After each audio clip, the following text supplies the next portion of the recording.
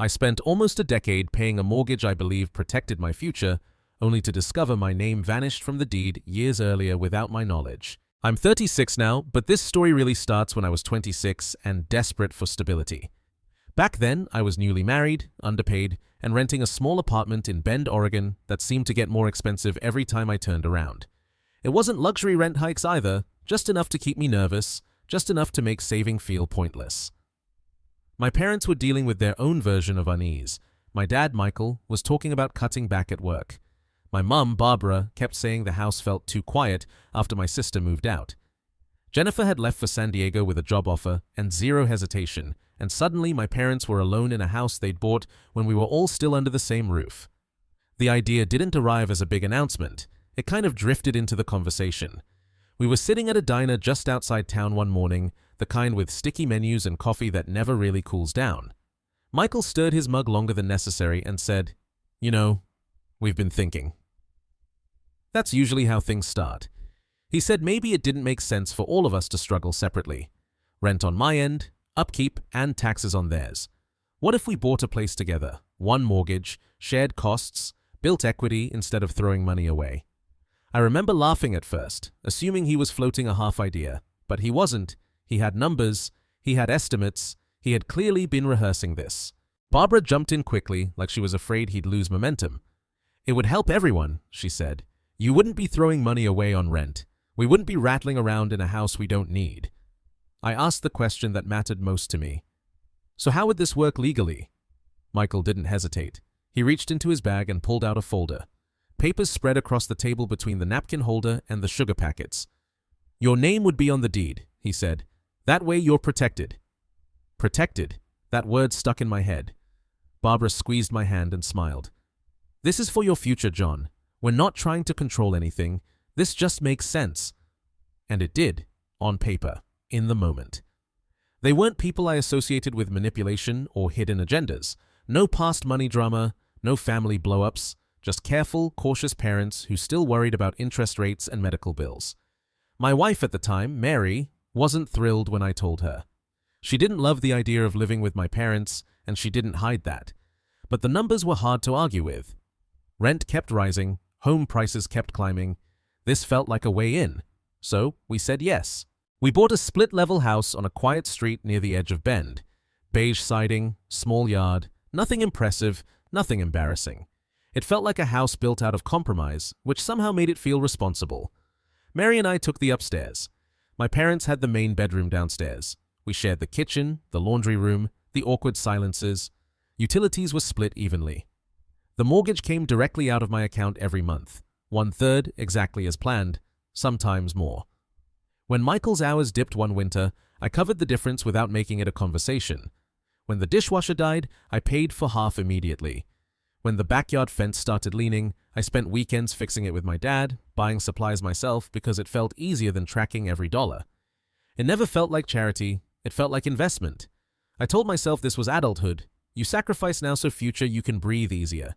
This house wasn't just where I lived, it was supposed to be my foundation.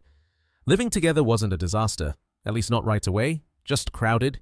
Too many opinions about chores, too many comments about schedules. Too many moments where Mary and I felt like we were still children under someone else's roof, even though we were married adults paying a mortgage. The cracks showed up slowly. Mary and I argued more, about privacy, about boundaries, about the feeling that we were stuck in a holding pattern instead of moving forward. She started staying late at work. I started dreading evenings at home. Eventually, the arguments got quieter instead of louder. Then one night, Mary told me she was done. She packed a bag and left a week later. I stayed. It made sense financially. Emotionally, it felt easier to stay somewhere familiar than start over alone. I told myself it was temporary.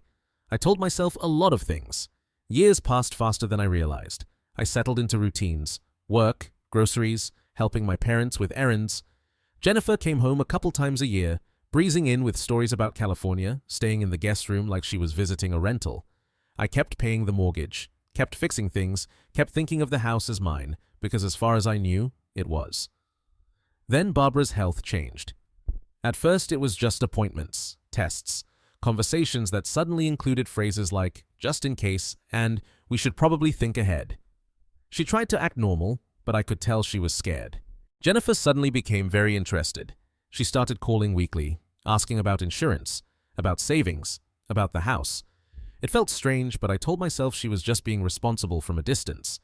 Then, during one casual group call, she said something that made my stomach tighten. "Well, when the house sells, we'll figure it out," she said. I laughed automatically. "Yeah, we'll cross that bridge when we get there." There was a pause, just long enough to notice. Then Jennifer said, "Wait, what do you mean, we?" I asked what she meant. She said, "I mean Mom and Dad, the estate." I told her my name was on the deed. The silence on the line felt heavy. Then she said, "I don't think that's true."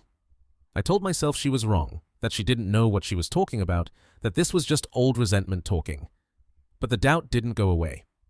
A week later, I asked my dad where the deed paperwork was. He hesitated. He looked away.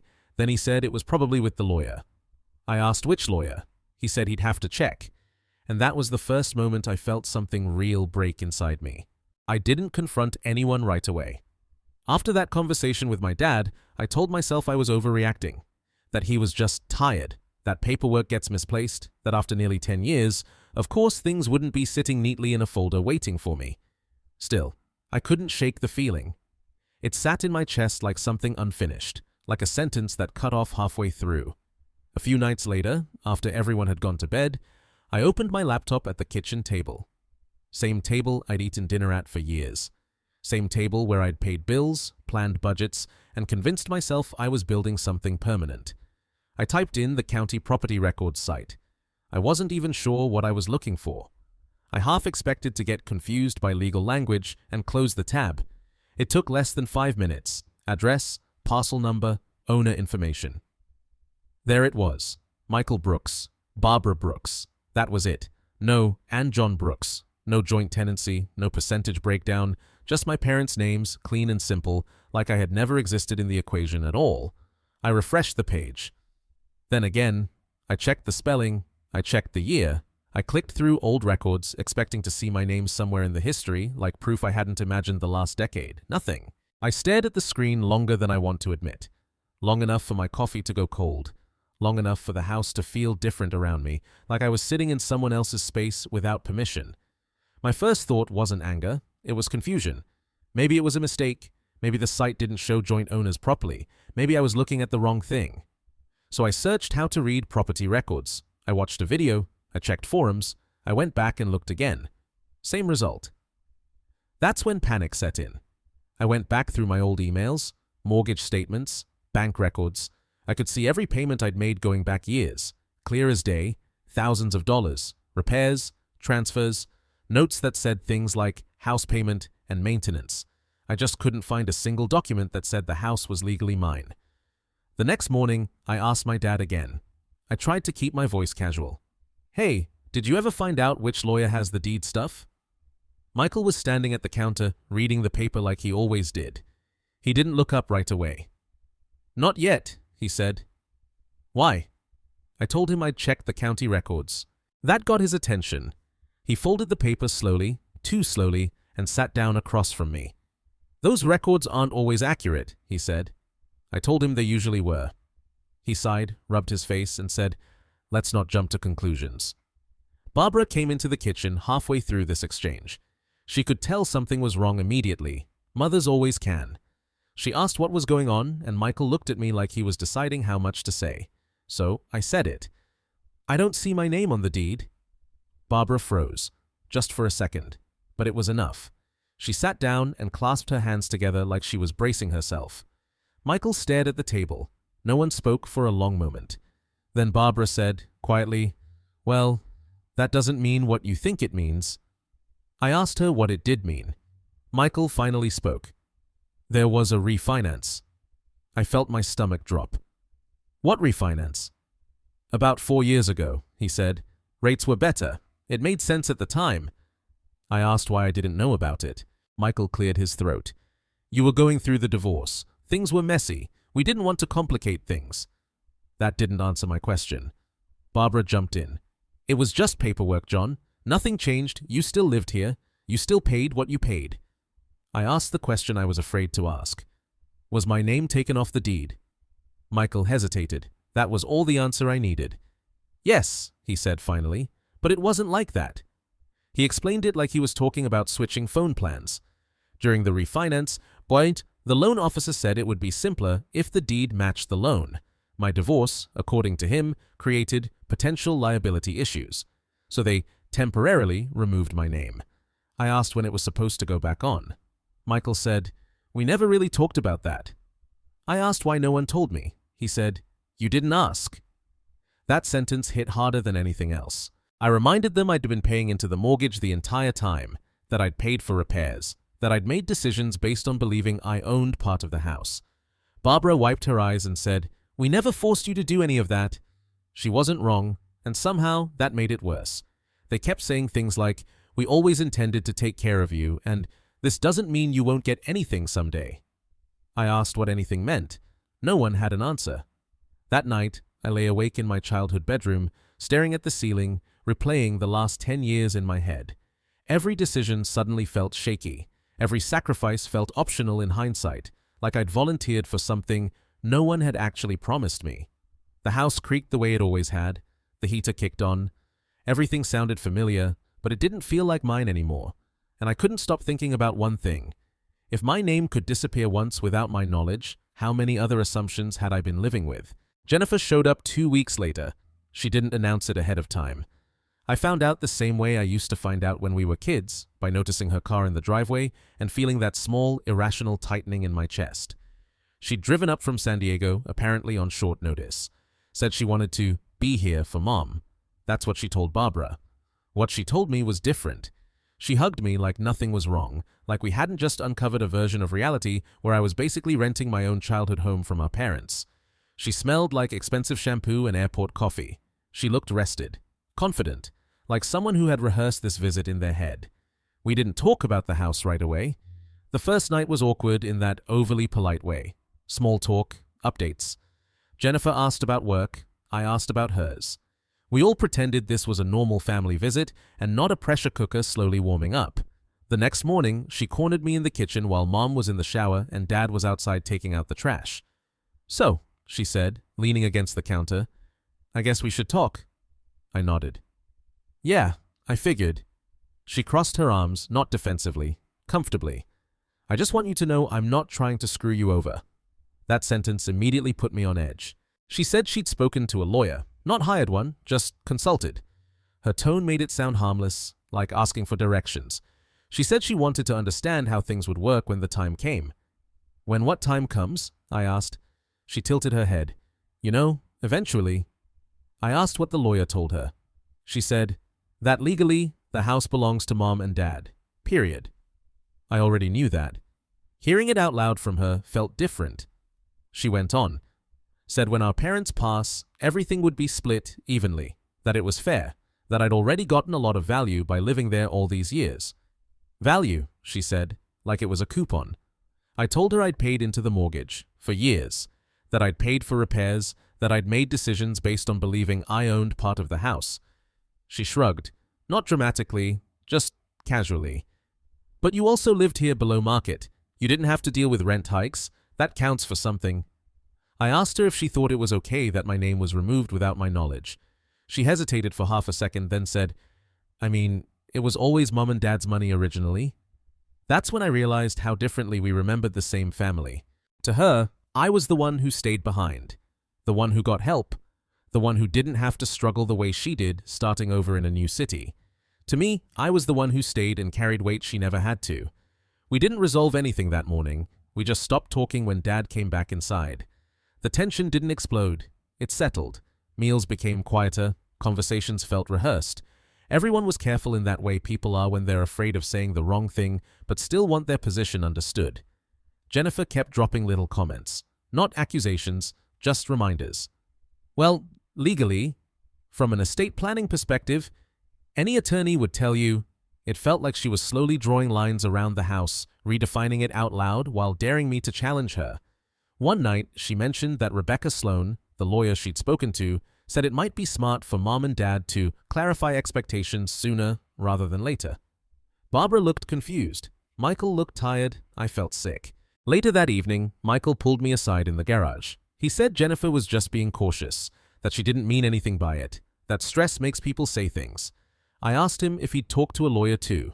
He said no. I asked him if my name was ever going back on the deed. He didn't answer right away. That pause told me everything. Over the next few days, Jennifer and I circled each other like we were negotiating something neither of us wanted to name. She framed everything as fairness. I framed everything as trust. We kept missing each other by a mile. Before she left, she said something that still echoes in my head. "I just don't want this to turn into something ugly," she said. "Families fall apart over this kind of thing." I watched her car pull out of the driveway and realized she wasn't warning me. She was setting the tone. And for the first time since this all started, I wondered if staying quiet was already costing me more than leaving ever would. After Jennifer left, the house didn't go back to normal.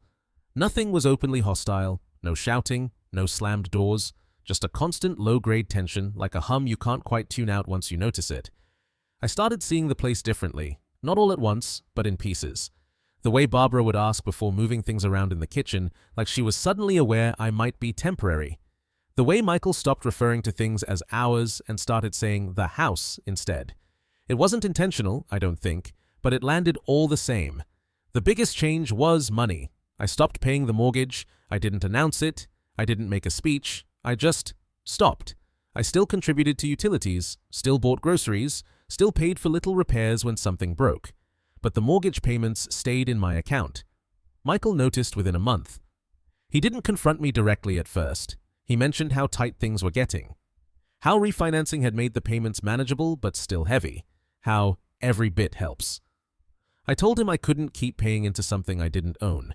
He looked genuinely hurt by that, like I'd accused him of something personal.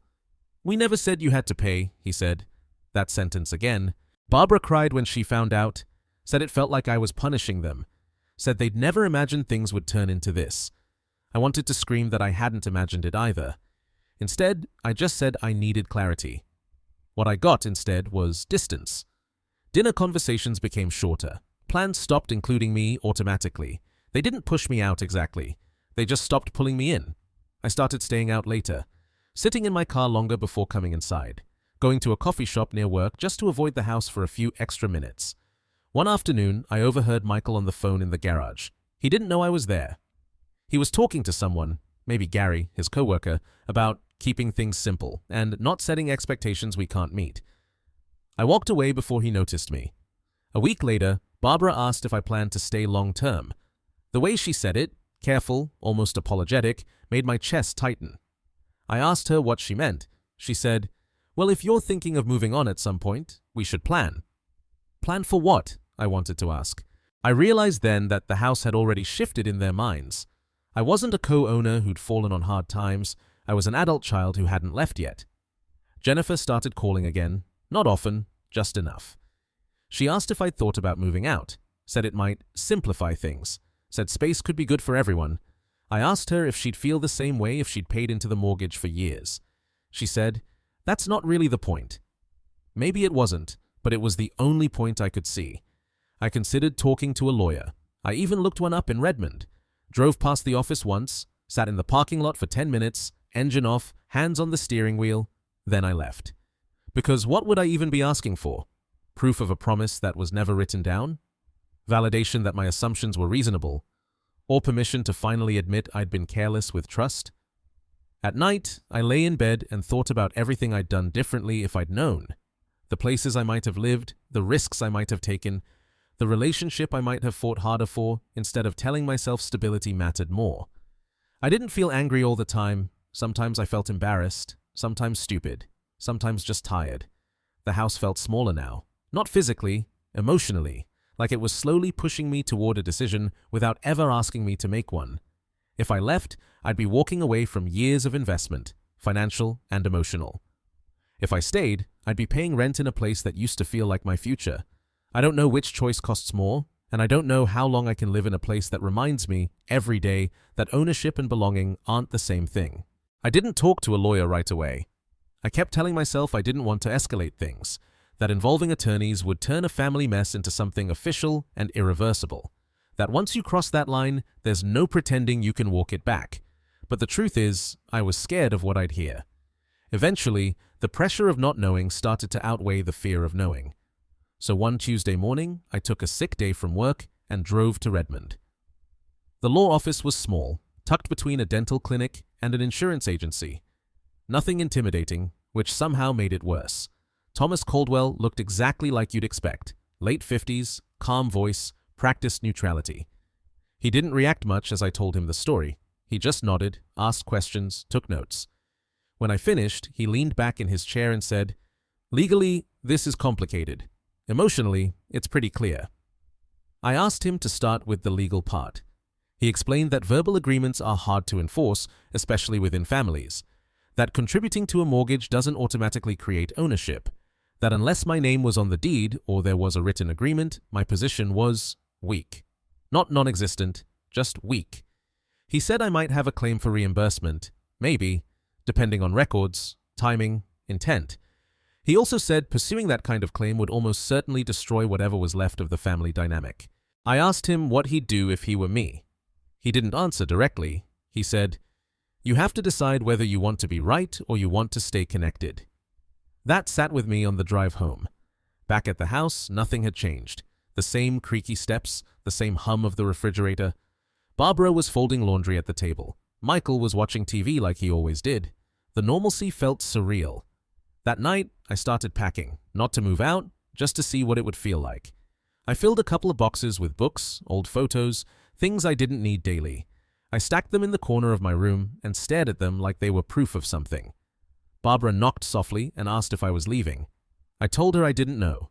She said, "We never meant to hurt you." I believe that, or at least I think I do. Michael hasn't said much since Jennifer's visit. He avoids the topic like it might shatter if touched. Jennifer texts occasionally, asking if I've made a decision yet, framing it like concern, like efficiency. I keep replaying that diner conversation from years ago. The folder on the table, the word protected. I wonder if they believed it when they said it, or if they just believed it wouldn't matter. I don't know if I should walk away quietly or fight for something that was never written down. I don't know if staying makes me patient or just afraid of starting over. And I don't know if leaving would finally free me or just confirm that I was always optional. So I'm still here, in the same house, sleeping in the same room, living in the space between ownership and obligation. And I guess what I'm really asking is this. If you build your life on a promise that was never put in writing, is it betrayal when it disappears, or just the cost of trusting the wrong people?